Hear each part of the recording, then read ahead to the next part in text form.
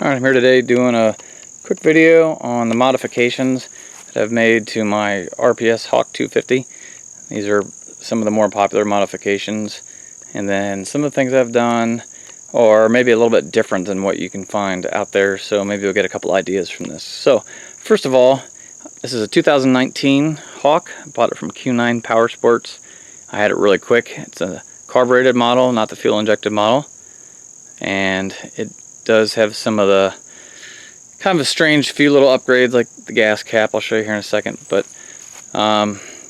first of all, we'll start with modifications I made right when I was building it. If you watched my other videos, you saw that I installed a Mikuni carburetor and did not rejet it at the time, and I also had a problem with the intake that came on the bike. The rubber intake was cracked and it was causing all kinds of issues. I finally tracked that down and figured it out, put a new intake on it. So that's fixed and it's running good. I had it running good. I've been enjoying it for about 300 miles now, and I just recently made a few more upgrades.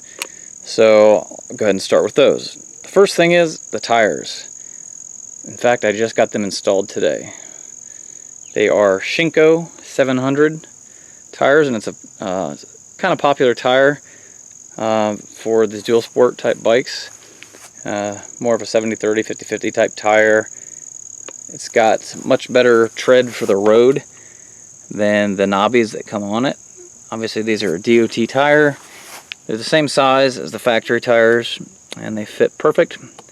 I also went ahead and upgraded to a much thicker inner tube, and when I did both the wheels, a lot of people were saying that the stock inner tubes were really thin. They weren't too bad, honestly.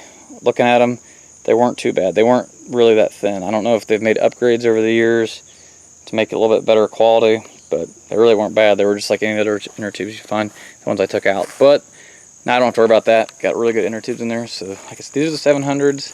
There's the tread on the front, the back, obviously a wider tire. It's got good tread though. Supposedly it does pretty good off-road.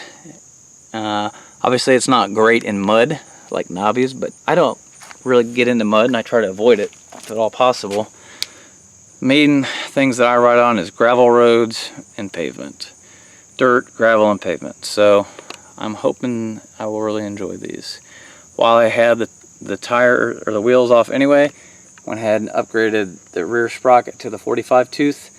When I built the bike, I put on the 17 tooth sprocket on the front, and it ran great with just that, but my top speed was still, 55 miles an hour comfortably. Well, almost uncomfortably, I should say. Kind of maxed out, and you hit a hill and you start slowing down from there. It would hit 60 every now and then, but you're really pushing it. So I need a little more speed just so I can travel comfortably at 55 miles an hour, which is, this bike won't see any highway use, but all the, main thoroughfares are 55 around here. So went ahead and upgraded to the JT Sprocket's 45 tooth rear, so I'm hoping for good things with that. Stock chain for now. What else? In other videos you saw that I upgraded the spark plug to NGK. You've got the digital dash, which works great. I have noticed that the faster you go, it is not dead on accurate. It is off by a few miles per hour, and it gets further off the faster you go. So I'm wondering if with these new tires, if the diameter might be slightly smaller because the knob is not quite as knobby. Maybe the speedometer will be a little bit more accurate now, but we'll see. So basically, if the speedometer said you were going 60, you're really only going like 56 miles an hour. So not perfect with the stock tires, but pretty close. As close as any other motorcycle I've ever had, honestly. Upgraded the LED headlight, LED flashing tail light. Another upgrade I just did is the air filter. As you can see, I have a straight uni filter. That's how you pronounce it. It's one of the oiled foam filters, and it actually worked out pretty good because I have this intake that has a slightly different angle than the stock intake. It doesn't curve out this way quite as far, so I put a straight foam filter on, and modified the air box. I just screwed a piece of rubber over the hole in the air box for now, and to kind of keep things from getting inside of there and dust and whatever else, and then sealed it up. And this is on here, so that should really help with especially the top end throttle response. Give this thing a little bit more power. And I also made a modification to the exhaust. I thought about going with the aftermarket exhaust like everybody else does, but I really don't like the way it looks. It doesn't fit right. You can't put the plastic back on there. I was not crazy about it at all. And besides that, it's not like it's a bigger diameter than the factory exhaust. So I made some modifications to the factory exhaust, and involved a little bit of cutting, some digging, some re-welding. But as you can see, you can't even tell at all, I'm not trying to toot my horn here, but you can't tell at all that any modifications were made or that there's even a weld. So if you're not a good welder, you could be a good grinder like me. So put some high temperature flat black paint back on there. And then in the back, I made some other modifications back here. You can take this off by removing these screws, and after you have it off, you'll see that there's some baffling inside.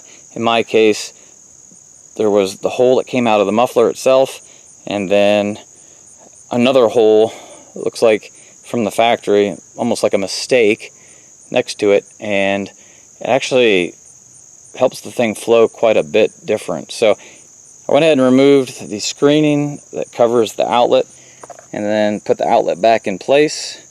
Now when I start it, you can just feel a ton more flow. Obviously it's because of that and modifications I made up there, but there is a ton more flow coming through the exhaust, so we know it's going to run good. Now this thing was running pretty rich with I had the 110 jet, and I believe a 25 pilot, I think. Don't quote me on that, but it was running pretty rich. I could tell by the exhaust and whatnot that there was quite a bit of soot. So I'm actually hoping that it leans me out just a hair with these modifications. I'm sure it will with the air filter and the exhaust combined together. It'll definitely lean it out, and it should be right where I want to be. I might even have to rejet it, so we're going to find out about that. But so this is the factory gas cap in the 2019s. It's this really nice metal or aluminum cap. Kind of like it. And the only problem with it is it'd be nice if this was flat, if you want to put like a tank bag on here or something, but I kind of like this, the way it looks and everything. So that's pretty much all the modifications I've done.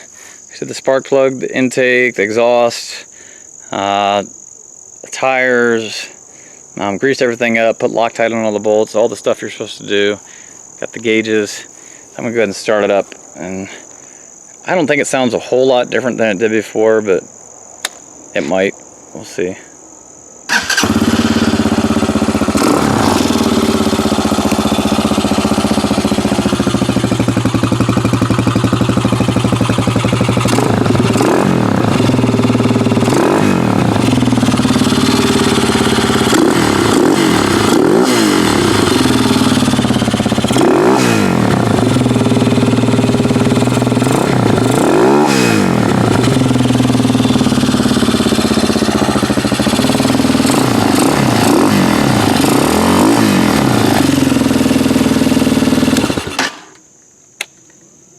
So as you can see, the way I have it, I mean, that's a cold start completely. No choke, it just fires right up.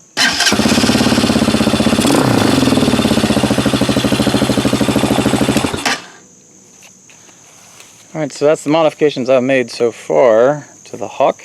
It's kind of a never-ending thing. I might actually get a little carried away, so I need to slow down a little bit. But the only other thing I thought I might do in the future is possibly upgrade to a projector headlight, and that would be a completely custom build, obviously, because I'm not really crazy with the output. It's kind of all over the place.